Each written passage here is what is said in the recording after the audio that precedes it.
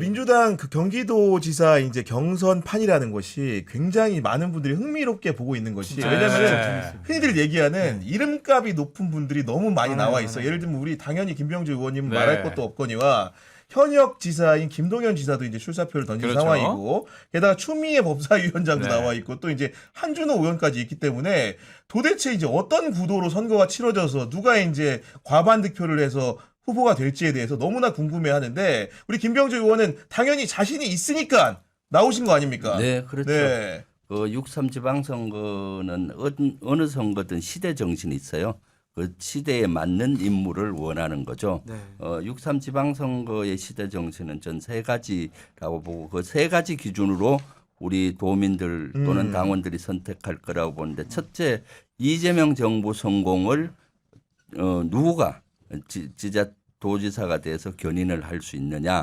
중앙정부와 지방정부가 누가 잘 같이 가느냐. 그럼 이재명 대통령의 국정 철학을 가장 공유한 동지와 같은 김병주를 선택할 것 같고 두 번째는 이번에는 심판 선거입니다. 국민의힘을 심판하는 거죠. 왜냐하면 내란과 한 몸인 국민의힘을 심판하는 선거일 가능성이 높다. 왜냐하면 지금 12.3 내란 이후에 검찰이나 사법부에서 제대로 심판을 못해서 지금 속 터지고 있잖아요. 그렇습니다. 그래서 국민 내 선거 심판을 해야 되겠다. 지금 많이 벼르고 있습니다.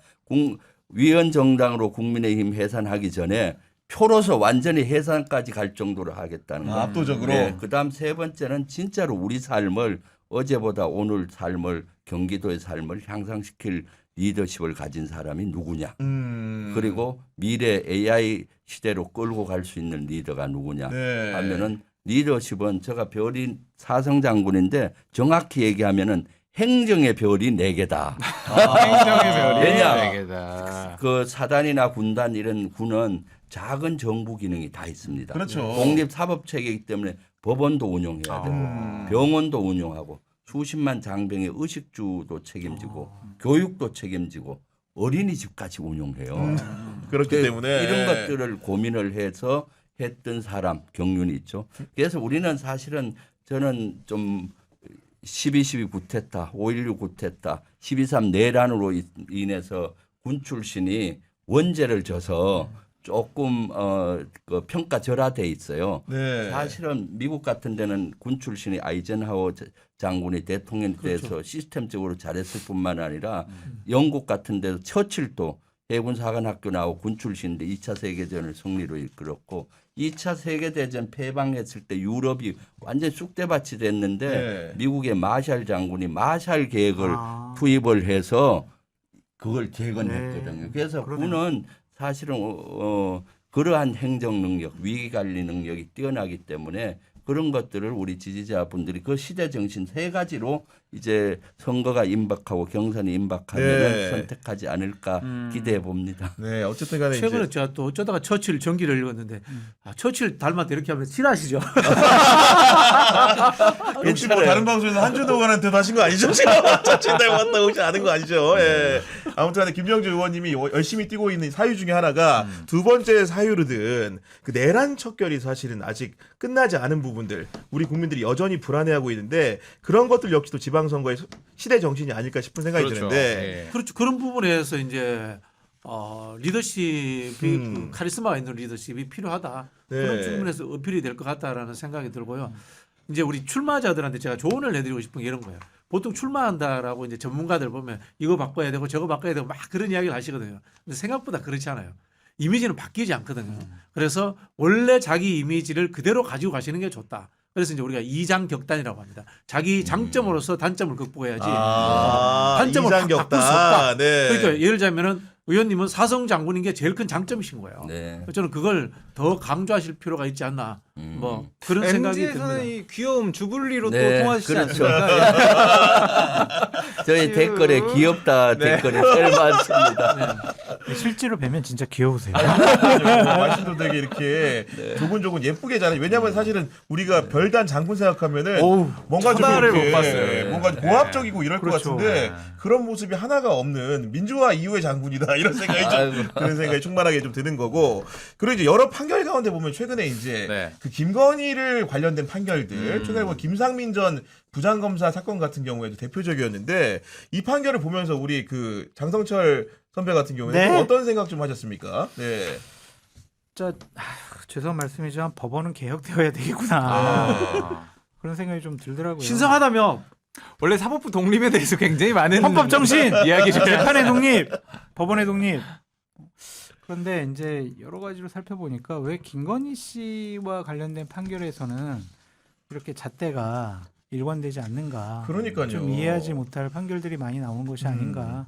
좀 그런 생각이 듭니다. 아니 제가 너무 궁금해가지고 취재를 좀 해봤어요. 네. 어떤 거냐면은 그러니까 기본적으로 김상민이라는 검사가 김진우라는 김건희 오빠의 부탁을 받고 마치 이완 해박의 그림을 돈도 받아서 산 다음에 준 걸로 뭔가 지금 정리가 되고 쉽게 얘기하면 김건희한테 준 게 아닌 것으로 이제 법원에서는 의혹 결론을 내렸기 때문에 취재를 해보니까 일단 김상민이라는 사람이 그러면은 김진우랑 도대체 무슨 관계길래 어떻게 이제 쉽게 얘기해서 그림을 이제 주고받았다고 주장을 하느냐. 쉽게 얘기하면은 그 돈을 1억 넘는 돈을 받아가지고 그림값을 김상민이가 전달해 준 건 맞는 거거든요. 네. 그럼 김진우 심부름을 한 거냐 어떻게 한 거냐 좀 이렇게 취재를 좀 해보니까 김상민이 특검 조사를 받을 때는 어떻게 얘기했냐면은 그 2023년 1월 하순에 교대역 쪽에 있는 일식집에서 받았다고 했대. 김진우한테 돈을.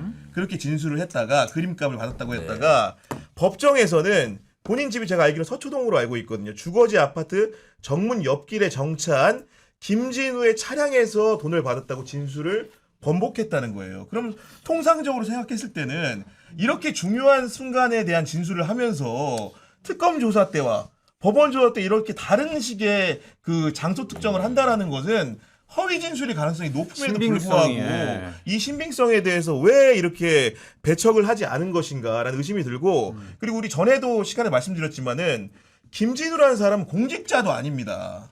김건희의 오빠인 사인이고 그냥 대통령의 친인척, 먼 친인척 좀 되는 사람인데 그 사람의 심부름을 도대체 할 일이 현직 검사가 뭐가 있습니까? 그러니까요. 그런 의문이 들기 때문에 이 김건희와 관련된 김상민에 대한 판결문은 법원이 김건희 일가의 집사로 김상민을 둔갑시킨 판결문이 아닌가 이런 생각이 좀 들었던 거고 판사도 이런 범죄 사실을 모르지 않았을 것 같은 게 제가 알고 있기로는 취재를 해보니 김상민과 김건희가 알게 된 시점은 2022년 7월쯤이래요. 아마도 대선이 끝난 다음에 대통령이 끝난 다음에 만나기 시작을 했고 그 이후에도 개인적으로 통화도 하고 본인이나 가족 관련된 법률 문제도 상담하는 사이라는 것에 대해서는 부인하지 않고 있는 것 같아요. 당사자가.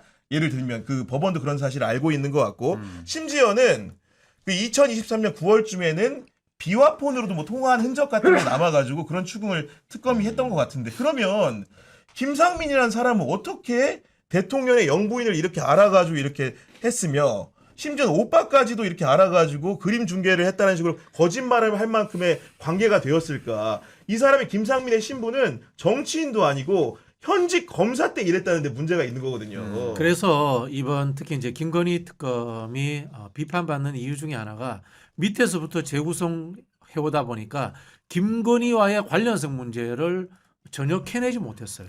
말씀드린 것처럼 김건희가 남편의 부하 직원이었다. 네. 그리고 남편이랑 대통령의 권력을 통해 가지고 김상민이라는 현직 검사를 부릴 수 있었다라는 위에서부터 내려와야 된단 말이에요. 이게 특히 국정농단 사건은 그렇게 시작을 해야 되는데 밑에서부터 이게 뇌물 사건으로서 시작을 해버리니까 이야기가 얼기설기 스토리가 맞아지지 않은 거고 네. 그리고 증거들이 전부 다 분절돼서 나오니까 판사들은 거기에 근거해 가지고 분절된 그 증거에 의해 가지고 증거의 연관성이 만들어지지 않는다고 하니까 단세포적으로 여기에서 현금 안 받았네 그럼 요건 무죄 여기 갔을 때는 뇌물을 준 이유가 없네 그럼 또 무죄 이런 식으로 다 잘라버린 거예요. 그리고 저는 김상민이라는 사람의 문제 해결 능력이라는 게 정말로 어마무시하다고 느낀 게 뭐냐면은 이 그림을 이완화백 그림을 사는 과정이 이제 기본적으로 수사 과정에서는 일부 밝혀진 게 있던데 보니까 어떻게 샀냐면 그러니까 그림을 중개해 준 사람이 강모 씨라는 사람이 있는데 이 사람한테 왜 부탁을 했냐? 김건희의 취향을 알아볼 수 있는 사람이라는 것을 김상민 그 전 검사가 알았던 것 같아요. 어떤 거냐?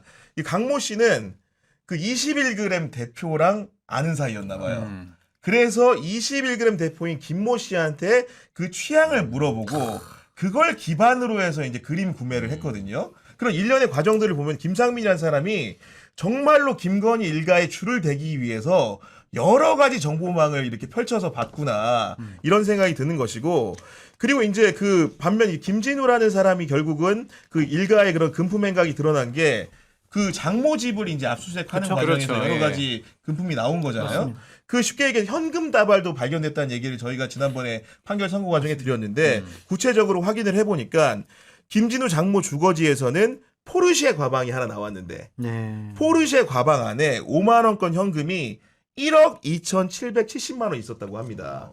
그게 만약에 떳떳한 돈이라고 한다면은 그냥 본인 관련된 거에 놓으면 되지 장모 집에 왜 오면 없습니까? 그렇죠. 그런 현금은. 예. 그렇기 때문에 이상하다는 건데, 그럼에도 불구하고 김건희와의 관련성이라든가 이런 것들을 증거가 없다는 식으로 탄핵한 법원의 판결이라는 것은 도무지 수긍이 안 된다는 겁니다, 의원님. 네, 그럼요. 그래서 조금 전에도 얘기 드렸지만 사법개혁이 얼마나 중요한지 이런 것들이 국민들에게 인식되는 계기라고 봅니다. 지금 조희대 대법원을 비롯해서 사법부 개혁하면 정확히 그런데 대법원 개혁과 사법부 개혁을 해야 되는 거죠. 네. 네, 그래서 지금 우리 당에서 민주당에서는 좀 이걸 좀 더 속도감 있게 해야 되겠다라는 게 필요하고요. 또 이것만이 아니죠.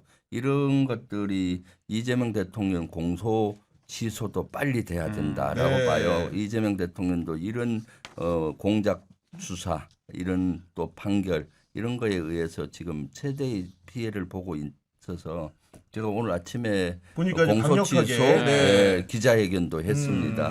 그 100만인 1000만인 서명 운동을 하자라고 제의도 했고 하기 때문에 빨리 국회에서 할 수 있는 것은 이제 이대로 이제 사법부를 믿어서는 안 된다. 사법 개혁을 할 수밖에 없다. 공감대가 네. 국민적 공감대가 형성돼 가고 있기 때문에 빨리 이 법안을 통과시켜야 되겠다라고 생각하고 있습니다. 그렇습니다. 사법개혁도 국민적 과제이기 때문에 설 전에 빠르게 네. 입법이 되길 바라는 네. 바이고. 그건 저 네. 짧게만 그 저희가 네. 설 연휴 때 아마 밥상머리에 이 얘기가 엄청 올라갈 것 같은데 19일 날 네. 윤석열 1심 이제 선고가 내란 우두머리 혐의죠. 그렇죠. 직위원 재판부에 대해서 걱정하는 국민들이 너무 많잖아요. 사실. 그렇죠. 이게 지금까지. 어떻게 대응을 또 준비를 하고 계시는지도 궁금하거든요. 당연히 법정 최고형인 사형해야 되지 않겠습니까? 지금 내란은 뭡니까? 국가를 망가지게 하고 민주주의를 붕괴시킨 역적죄 아니겠습니까? 그러기 때문에 이것은 사형을 가야 되는 거고요. 그렇지만은 우려의 목소리가 많죠. 그렇죠. 왜냐하면 예. 직위원 재판부가 그동안 해온 행태 그리고 재판이 생중계됐는데 네. 마치 봉숭아 학당처럼 이렇게 하고 있어서 우려가 되고 있는데 조금 더 지켜봐야 되겠죠. 네. 그래서 지금 우리가 빨리 19일 전에 국민적인 목소리들 많이 내야 됩니다. 내란은 역적죄다. 법정 최고형을 하지 않으면은 우리가 후손들에게 미래에 빚을 지는 거죠. 12.3 내란 조금 전에 말씀드렸지만은 5.16 구테타를 단죄하지 못해서 12.12 구테타의 시가 됐고요. 12.12 구테타도 단죄가 제대로 안 됐거든요. 그래서 그 씨앗이 12.3 내란 윤석열과 김용현 이런 세력들에게 DNA가 갔던 것이고요. 네. 이번은 완전히 이것을 단절하지 못하면 미래에 그 씨앗이 또 자라나다는 것들을 사법부, 직위원 재판부는 정확히 인식해야 된다라고 보고 있습니다. 네, 그 이제 이어서 이 목소리를 네. 직위원 재판부 꼭 들으세요.